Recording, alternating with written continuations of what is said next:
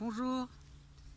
Hier, j'ai reçu des nouvelles d'une amie que je n'avais pas vue depuis 10 ans, ni avoir eu de nouvelles, et elle m'a renvoyé un mail en me disant combien elle était usée.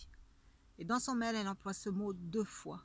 Elle est à quelques années de la retraite et elle me dit: je suis bien pessimiste et je suis usée parce que j'avais évoqué de prendre entre autres une année sabbatique tous les 10 ans. Je n'ai jamais mis en place cette envie. Je suis restée infirmière et si j'ai adopté ce travail par passion au départ, ensuite je me suis étiolée.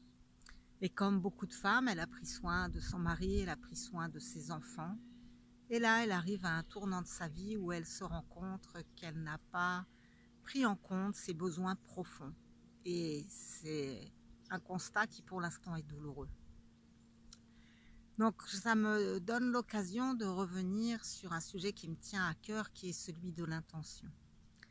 Parce que entre les personnes très spirituelles qui disent mais moi je lâche prise, je médite le matin, je me connecte au silence et puis ma vie je l'accepte telle qu'elle est, et d'autres personnes qui sont plutôt de l'autre côté, qui vont faire beaucoup d'efforts pour se fixer des objectifs, pour les obtenir par la force de la personnalité, de la volonté. Il me semble qu'il y a un pont à faire entre ces deux extrêmes. En ce sens que, effectivement, il y a quelques personnes qui sont très heureuses en étant dans le lâcher-prise complet parce qu'elles sont naturellement en contact avec ce champ de tous les possibles, ce champ de conscience unifiée. C'est comme Obélix, elles sont tombées dans la potion magique quand elles étaient petites ou à un moment de leur développement ou parce qu'elles ont fait une expérience de mort imminente. Et pour elles, effectivement, c'est tapis rouge. Les synchronicités s'amènent à elles sans même qu'elles prennent la moindre décision consciente pour co-créer leur vie. La vie se crée à travers elles en leur amenant des expériences gratifiantes. Donc, ce que je vais dire aujourd'hui ne va pas concerner ces personnes-là. Mais elles ne représentent pas la majorité d'entre nous. Pour la majorité d'entre nous, nous avons fait un chemin pour recontacter notre être-té, pour recontacter cette présence, cette grandeur, ce soi à l'intérieur de nous. Et effectivement, ça passe pendant un moment par lâcher prise, par accepter la vie telle qu'elle est. Mais il y a un moment où nous avons également à reprendre cette conscience que nous sommes donc responsables de cette co-création. Et par conséquent, le quantique nous apprend vraiment que l'intention et tout ce à quoi nous portons notre intention va se développer. Et donc si je porte mon intention sur le rien, eh bien c'est le rien qui se développe. Et pour autant, j'ai été dotée d'une personnalité, j'ai été dotée d'une volonté, j'ai été dotée d'un pouvoir de concentration, j'ai été dotée d'un libre arbitre pour augmenter l'énergie vitale éventuellement qui est dans ce corps physique, dotée du libre arbitre pour en prendre soin. Et donc cette personnalité, j'ai, à mon sens, à la mettre à disposition effectivement de mon être-té. C'est-à-dire que l'être-té, la présence, c'est plutôt yin, c'est plutôt réceptif, c'est à l'écoute de l'intuition, à l'écoute de sa guidance intérieure.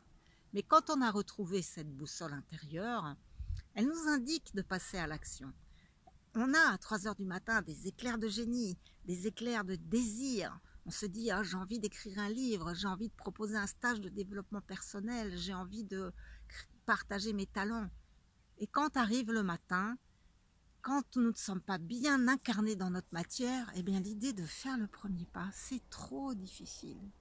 Et là on se dit non, mais finalement c'est pas grave.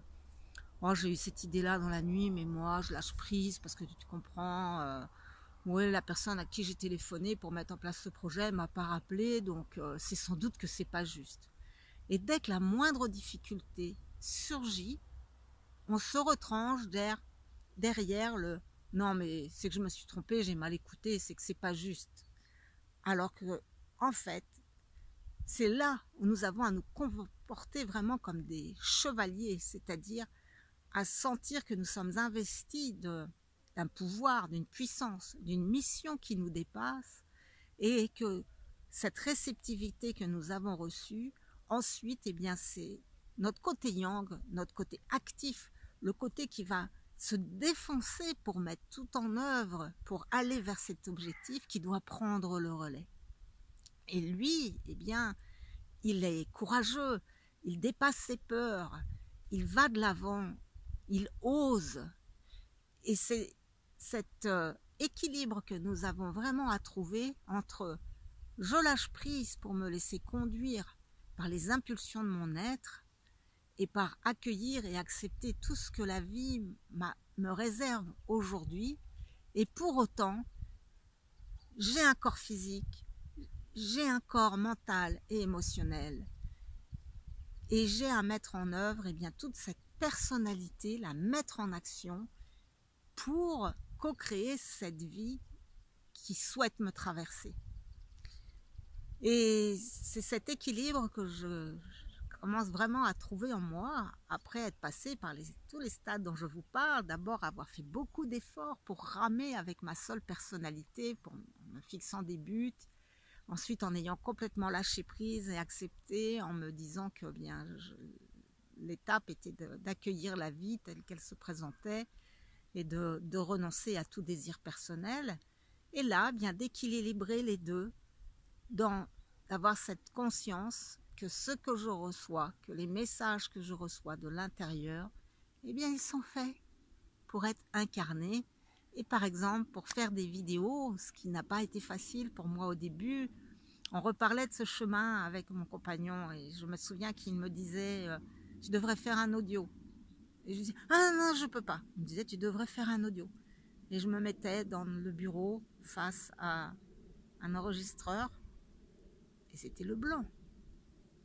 Et puis après, j'ai fait un audio de 3 minutes, en 3 fois, et c'était le blanc. Après, il m'a dit, tu devrais faire des vidéos. Et là, je dis, ah non, non, je ne peux pas faire des vidéos, c'est trop difficile de faire des vidéos.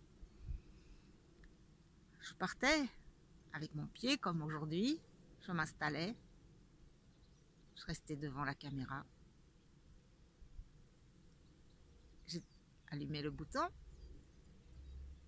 et j'éteignais le bouton. Et je n'avais rien dit.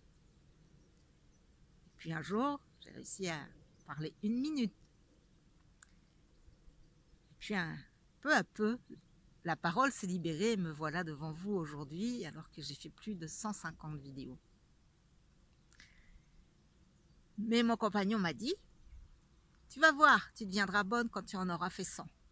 Donc j'avais cet objectif, je me disais quand j'en aurai fait 100, ce sera plus facile. Eh bien c'est vrai, c'est plus facile aujourd'hui. Je pense que vous pouvez le remarquer que je suis plus détendue, plus souriante, alors qu'avant je disais, faut que je parle en vidéo, faut que je pense à ce que je vais dire.